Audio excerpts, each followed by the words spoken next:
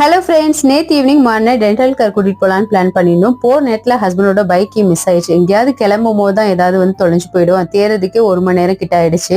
வேற வழி இல்லை, காஞ்சிபுரம் வரைக்கும் பைக்கை தள்ளிட்டு தான் போயிருந்தோம். அவங்க நடந்து போறது இல்லாமல் நாங்களும் சேர்ந்து நடந்து தான் போயிருந்தோம். 2 கிலோமீட்டர்ஸ் இருக்கும். போயிட்டு டூப்ளிகேட் கீ மட்டும் மாத்திட்டு ஹாஸ்பிட்டல் போக முடியல. பக்கத்துலேயே மொபைல் ஷோரூம் இருந்துச்சு. இன்ன வரைக்கும் வீடியோ அப்லோட் பண்ணது எல்லாமே ஃபோனில் உள்ள ரெக்கார்டர் யூஸ் பண்ணி தான் நான் வாய்ஸ் ஓவர் கொடுத்துருப்பேன்.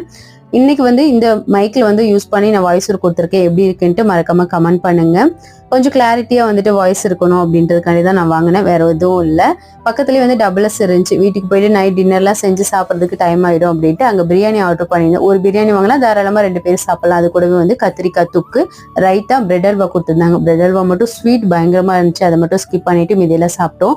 மாறன் எப்பொழுதும் வெளியில போனா வந்து காரமா இருக்குன்னு சாப்பிட மாட்டான். ஆனா வந்து பிரியாணி நல்லாவே சாப்பிட்டுக்கிட்டான். அவனுக்கு டேஸ்ட் வந்து ரொம்பவே பிடிச்சிருந்துச்சு. ஏன்னா வந்து லைட்டான காரமா தான் இருந்துச்சு. அந்த டே வந்து ரொம்பவே சூப்பரா போச்சு.